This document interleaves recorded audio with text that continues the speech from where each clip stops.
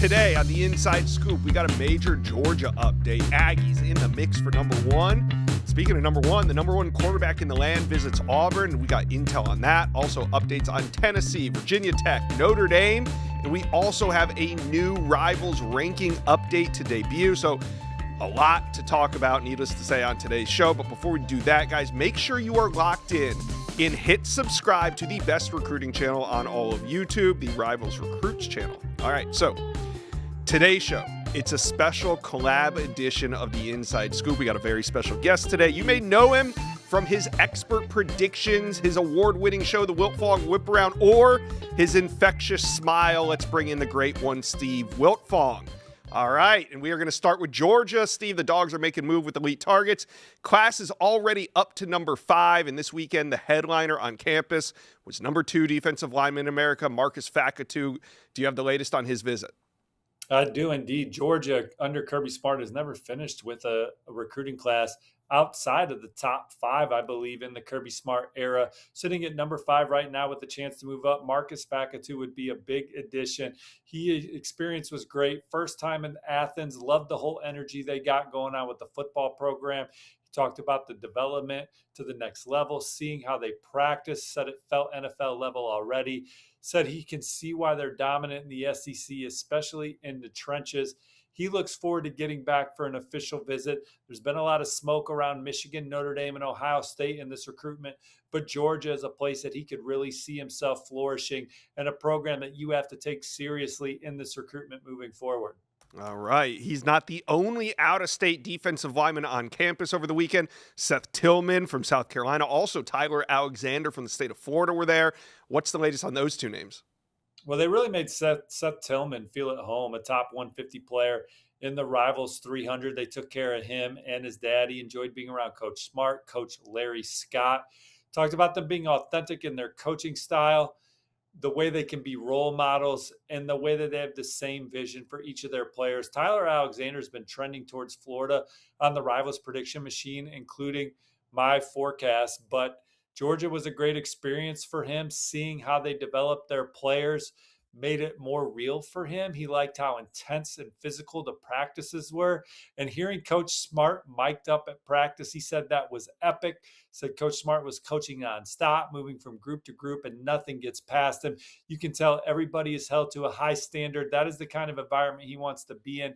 He also praised Coach Larry Scott, talked about everyone was down to earth at Georgia, how they don't sugarcoat anything, and they make players feel like family. He talked about the high standard, the level of respect they have for their players there, and Georgia is a major contender moving forward for him as well. All right. What else? I mean, there were some big names in Athens over the weekend. What else are you hearing?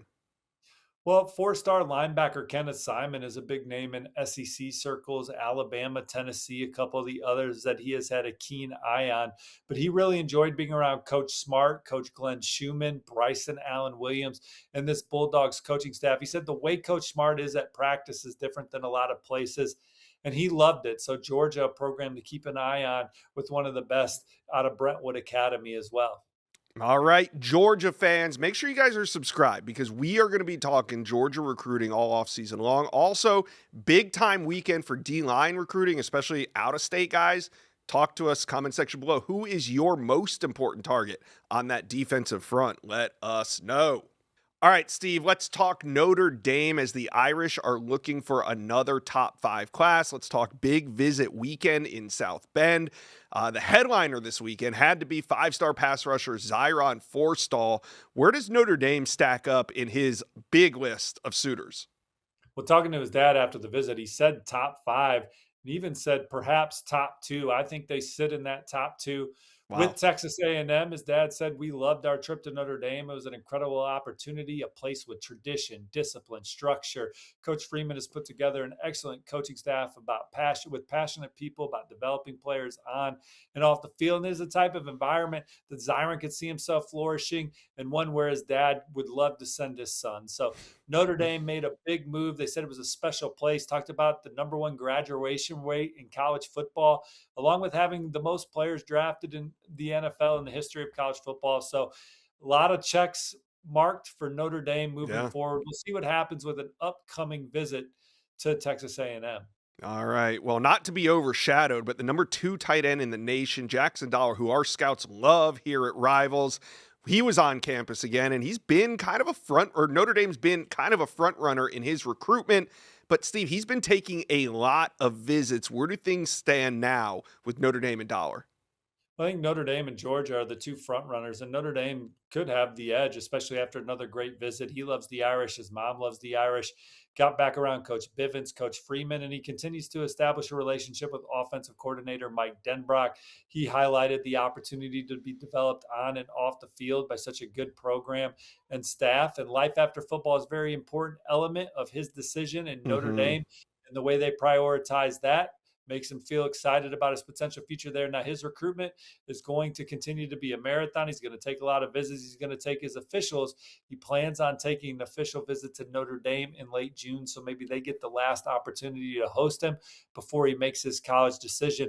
He was one of two blue chip tight ends that Notre Dame had on campus, Josh. 4-star Cooper Terwilliger was Mm-hmm. also there. He's got a really good relationship with Notre Dame freshman Ian Premer.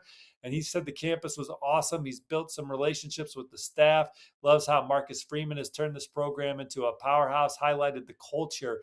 And Notre Dame is in the thick of that one with Penn State and Nebraska.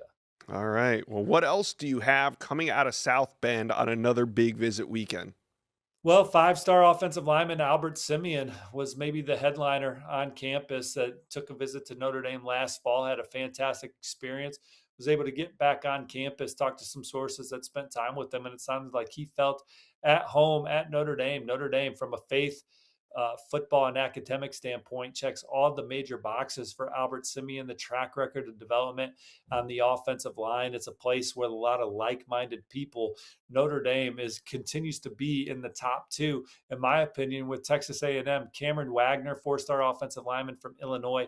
He, like Jackson Dollar, is going to go through his process, visit a bunch of schools, take his officials, but every school could be chasing Notre Dame for him. And they had 3 4-star running backs on campus, 3 Rivals 300 guys: Trey Segara, Isaiah Rogers, Lathan Wissington. And I think Notre Dame could lead for all 3 of them right now going into the rest of spring and summer official visits as well. So Notre Dame looking good for at least landing one of their most coveted running backs in this class. All right, let's talk Texas A&M because the Aggies are in the mix for the number 1 class in America. And this weekend, they had a bunch of guys. Let's start with the number 3 ranked running back, Landon Williams-Callis, a big name around here, whether you're talking Oregon, Texas, Ohio State. They're all in the mix. But Steve, where do the Aggies stand? Well, a finalist for Gatorade National Player of the Year, a prolific player. A&M has coveted him for quite some time now, and they're in the lead group. The Rivals prediction machine favors Texas A&M, but Oregon may actually be the program that leads right now for the Randall Texas High blue chipper. Getting back to Texas A&M, seeing the offense in practice was a big deal for him, and obviously the Aggies will remain on the gas for one of the most coveted players in the country at the position. All right, so let's move on to a couple 5 stars on campus. And they're in the trenches. Mark Matthews, Kennedy Brown, a pair of elite offensive linemen. How do the Aggies stack up in these recruitments? Well, with Kennedy Brown, he's been on the Texas A&M campus as much as any recruit in the 2027 cycle. They remain one of the front runners, if not the leader, for Kennedy Brown, but competition is fierce. Tennessee, Oregon, some of the Nebraska, certainly some of the other contenders in the mix for Kennedy Brown and Mark Matthews. I think they're the biggest challenger to Miami. It remains that way. Getting him back to campus, they'll get an official visit from him, and they'll keep plugging away for the elite offensive linemen. 2 other offensive linemen that you definitely want to talk about: Olu Olababola and Jordan Agbanoma. They're both, it's a top 5 offensive tackle and a top 5 interior player. I think the Aggies are setting the tone for both of them. All right. Well, there was a bunch more guys. We can only scratch the surface here on this show, but what else are you hearing coming out of this big visit weekend? Well, Rivals number 1 linebacker Caden Henderson was on campus, and I think that Texas A&M continues to set the tone in that recruitment as they battle A&M among others. So that was as massive a visit as any that was taken this weekend. Damani Warren's a big physical receiver that remains high on A&M, and tight end Sean Curry. They're battling Penn State and Ohio State for the former Virginia commit. He had a fantastic visit on Sunday. Let's talk Auburn. We got a five-star quarterback on campus. We've talked a lot about the Tigers quarterback board and all the options they have. Well, today, number one quarterback Will Menzel is on campus. Steve, how long will Menzel be on campus, and what are you hearing about this visit?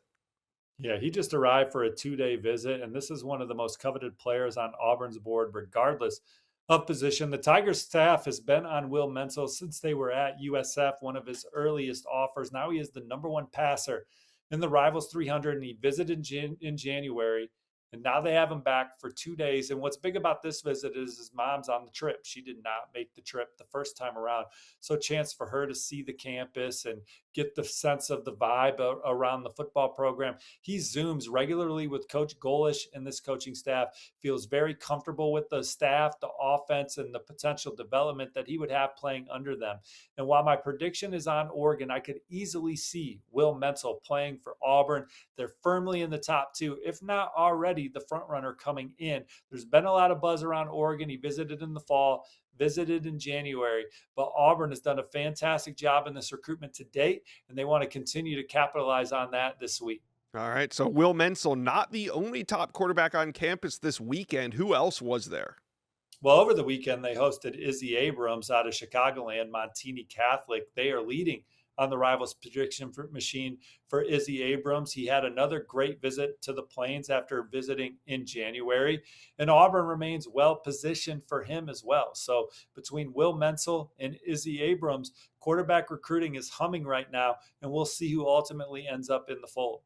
So what other, because I saw the story you wrote, you said it was one of the busiest weekends in recent memory for Auburn. So who were some of the other big names on campus? Well, I think they continue to set the tone in the recruitment of Carlos May, the number 2 player in the state, number 78 player overall, and the Rivals 300 defensive line recruit who had a fantastic visit, getting back around the program, seeing a spring practice. Ish Kamara, number 4 interior offensive lineman in the country from Texas, was blown away by his experience. They're going to look to get an official visit from him, but he loved being around the program, getting around. He saw his first college baseball game. Coach Golish was explaining the sport to him. He's from Europe, so talked about the connections he already has with the staff, and got to meet Byron Brown, Auburn's quarterback. He really felt at home on the Plains. He looks forward to growing his ties there and getting back soon. So he called it a great weekend. They moved up the list with the number 3 edge rusher in the country, Chris Whitehead. A lot of Ohio State buzz coming in, but the coaches, the energy in practice meetings and on-field tempo at practices, the vibe around the practice facility, Auburn is a contender to watch moving forward for him. I've predicted the Tigers to land 4-star tight end George Lamons. Now that's going to be a war, but they certainly put their best foot forward this weekend. Nash Johnson is a DB out of McEachern in Georgia, committed to Alabama, but there's some traction with Auburn right now. In-state edge rusher Braden Gordon they're in a really good spot for. They made a move with offensive lineman Kyson Mallard and J.J. Brown. Tay Walden is a 4-star. They're recruiting as a wide receiver and a corner. That his experience around Auburn really resonated this weekend. So Coach Golish and company getting a lot of big-name guys on campus, and they're really moving the needle with them. And Will Menzel's not the only elite player there today, tomorrow, Josh. 5-star edge rusher Anthony Sweeney, another top 100 edge KJ Green, the number 1 player in the state, cornerback A. King Hall, and offensive lineman Reed Ramshear, all visiting Auburn tomorrow. Let's talk Virginia Tech. Where do things stand after a big visit weekend? James Franklin is attracting blue chip prospects to Blacksburg, and quarterback recruiting is ramping up. Steve, who's on campus? Well, they hosted Rivals 300 quarterback Andre Adams out of Antioch, Tennessee over the weekend. And I think they have surged into the top 2 with Kentucky right now for the prolific passer, 4-star recruit. He said it was one of the best visits he's taken. He's excited about everything in the program. It's an NFL-style offense that will prepare him for the next level. And Virginia Tech is one to watch as they recruit him. They're pushing for Peter Bork, a 4-star former Michigan commit. They're one of the favorites on his list. They're going to host former Louisville commit, 4-star Jack Sorgi, as they battle Wisconsin, among others. So they're in the middle of it for some of these top guys, but they're picking up steam with Andre Adams following his weekend visit. All right. So, Steve, what other top names were you tracking this weekend coming out of Virginia Tech? Well, they had the number 6 offensive tackle in the country, Leighton Von Brandt, who was committed to James Franklin when he was the Penn State head coach. And that relationship is why he made a visit to Blacksburg. He didn't know much about the Virginia Tech football program in school, but he was blown away by the facilities, the campus, the stadium, the fan support. He left Virginia Tech strongly considering the Hokies moving forward, highlighted talking ball with offensive line coach Matt Moore, watching film, getting to know the other coaches on the staff. Virginia Tech maybe becoming a program to watch for Leighton, who's at Florida this weekend, and Notre Dame, another that he is incredibly high on. Number 4 linebacker in the country, A.J. Randall Jr. said it was a great weekend. Number 9 running back, Gary Walker, was already making his second visit with this new staff in Blacksburg, and he's going to come back for his official visit in June. Tristan Hughes, 4-star defensive back from Ohio, loved his experience. And a couple of the best in 2028, Josh Kellen Hall, a defensive lineman, and Langston Pridgeon, a corner. They had fantastic experiences at Virginia Tech this weekend. So while the Hokies are pushing for a top 25 class in 2027, they're often running early in 2028, building early relationships with touted guys. We got a new Rivals ranking update, the second of the 2028 class. It was updated today on Monday. And in this video, we're going to reveal the new 5 stars. We're going to talk about the biggest debates that our experts hashed out during this update. And we'll introduce Rivals' new number 1 recruit in the 2028 class. So we got Alan True, national analyst here. He's going to break it all down for us. Before we do that, recruiting fans, do me a favor. Hit subscribe. We are here talking recruiting all offseason long. We want you to be a part of it. All right, let's bring in national analyst Alan True, and we are going to talk. We're talking about Rivals' new number 1 recruit. His name's Jet Harrison, wide receiver from Philadelphia, Pennsylvania, St. Joseph's Prep standout. He goes 6'1", 175. Alan, why is Jet Harrison Rivals' new number 1 recruit? Yeah, it should be a familiar name because that is Marvin Harrison's son and Marvin Harrison Jr.'s younger brother. There was some debate over this. Bryson Wright was previously the number 1 overall player and the number 1 receiver. Those guys are still very close together. I think as the team took a look at Jet Harrison, he was the most polished prospect on the board at any position. He's very ready, very college ready, has great positional skills, had great production against a very, very tough schedule. And then I think when you combine that with his athleticism and still his growth potential, at this point, we're all about kind of making sure that the bottom doesn't fall out and mitigating the risk on putting guys this high. And we felt like Jet Harrison was the best combination of not only floor, but upside as well. Yeah, well, outstanding skill set. And as far as his recruitment goes, he's uncommitted. So who are the main contenders early in this recruitment? Yeah, I think, obviously Ohio State's going to be a huge factor in this. Right. Even though Brian Hartline, who recruited his brother, is no longer on staff. I mean, I think Ohio State's going to be a giant factor. He's going to take a look at schools from across the country, though. He's going to have his pick of the litter. Penn State, Oregon. I expect schools like that to be involved. Notre Dame as well. Yeah, going to be a big-time battle for his recruitment. We're going to cover that storyline as it goes. Let's talk a little bit about the biggest debates. It's never easy, especially this early in the cycle when you're evaluating so many prospects. When it came to our national scouting division, what were the biggest debates over in this update? Yeah, I mean, I think quarterback is always going to be a huge debate. And so not only just the order that the quarterbacks are in, but where do they fall nationally? Mm-hmm. I think when you look at how close the top 4 are together, it kind of shows you what we think of this quarterback class is that there's a cluster of 4 that kind of stood out from the pack, but we also weren't ready to put any of those guys in the top 10 nationally. So the first quarterback, I think, comes in outside of the top 10, and the fourth one is still inside the top 40. So we have a group of quarterbacks there that were heavily debated on, and that's going to continue to be heavily debated on over the next few years. Offensive tackle was another position where we had some debate and some difficulty. That's such a projection position. I mean, there may be some guy who's not even playing offensive tackle right now in the 28 class, might be a tight end or a defensive end or a quarterback somewhere who ends up putting on weight and becomes a top offensive tackle. So that's one position where the projection makes it tough. And we had several really good candidates for the number 1 spot and ended up with Antoine Wilkes out of Detroit there. In this update, we got our first 5 stars of the 2028 cycle. There'll be 32 when this class is done, but for now, there's just 3. Now, we already talked about wide receiver Jet Harrison, but explain to me why edge Jelani George is one of our original 5-stars in this class. I mean, just a tremendous athlete with excellent ability to get to the quarterback, twitchy, very explosive, the qualities that you need to be able to continue to put heat on the quarterback at the next level. So when we looked at his combination of production and his physical talent and his upside, we felt like he definitely belonged as a 5-star, felt very safe that when this cycle closes out, he has a great chance to stay in that top end range for this class.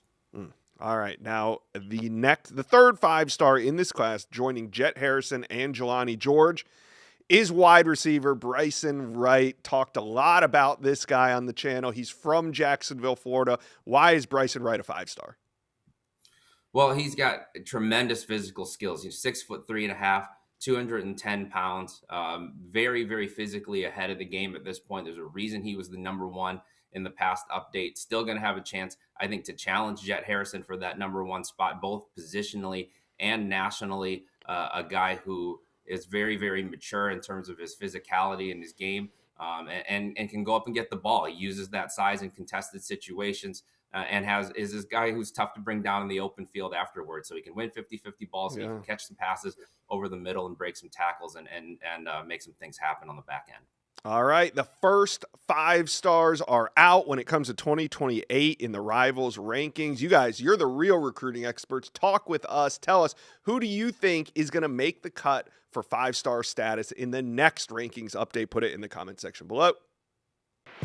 Let's talk some Tennessee. We are talking instant impact players from the Vols 2026 class, and Tennessee signed a total of 31 recruits last cycle. The class itself was ranked in the top 10, number 9 overall, and today we're going to take a closer look at what Josh Heupel and his staff are getting with the top recruits in this 2026 class. Some of them are already on campus. Let's start with the highest ranked player in the class, Faison Brandon, the quarterback from Greensboro, North Carolina, the centerpiece of this class, 6'3.5", 195 pounds. Here you can see why he is ranked as the number 3 quarterback in America.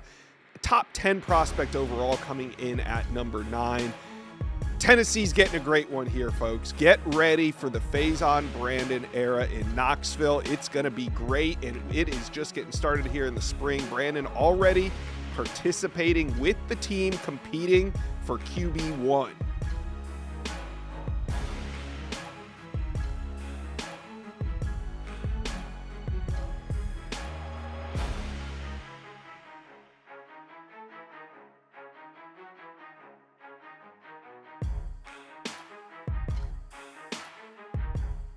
Up next, we're going to talk wide receiver Tristan Key, 6'2", 195 pounds. He's already on campus.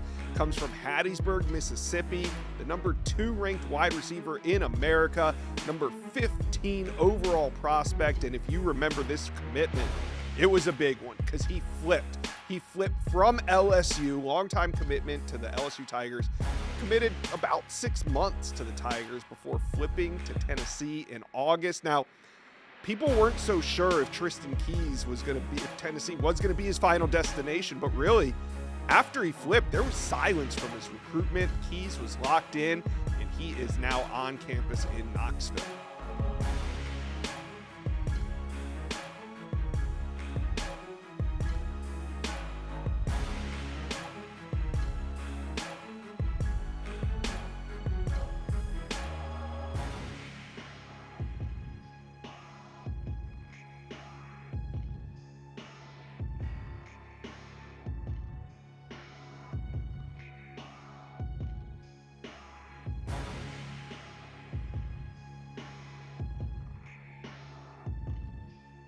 Up next, we got linebacker TJ White, 6'1", 225 pounds from Jackson, Mississippi. He is a monster in the middle, the number 4 ranked linebacker in America, a real run stuffer, very tough. You can see it here in his film, sideline to sideline tackler, but TJ White is the man in the middle for Tennessee.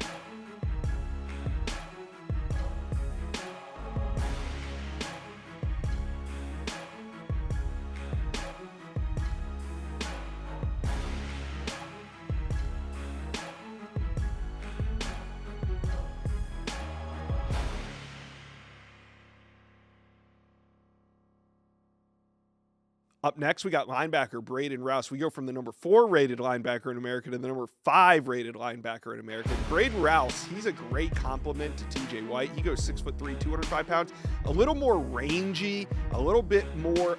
He could maybe line up as a pass rusher. He's great in coverage. Braden Rouse can do it all. Number 5 linebacker in America. He's a Tennessee Volunteer.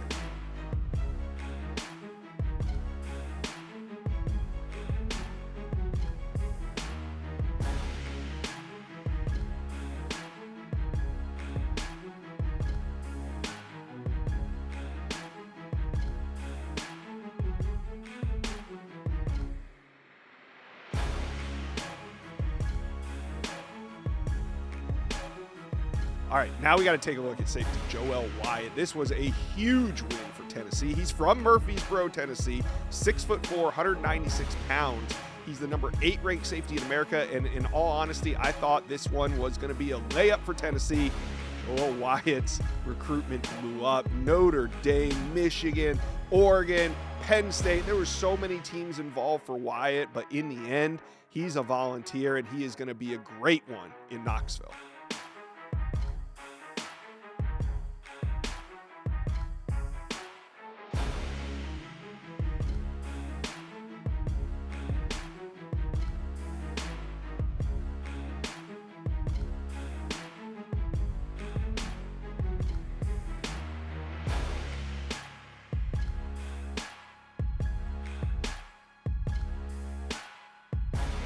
So we just took a look at some of the top players in the class, but like I said, 31 total signees in this class for Tennessee. So there's some really good ones. I want to talk to you guys. Who are you most fired up about? Is it Faison Brandon? Is it Tristan Keys? Is it somebody we didn't mention? Let me know in the comment section below. Also, Tennessee fans, do you like this type of content? We'll do more of it. If you love it, let us know in the comments.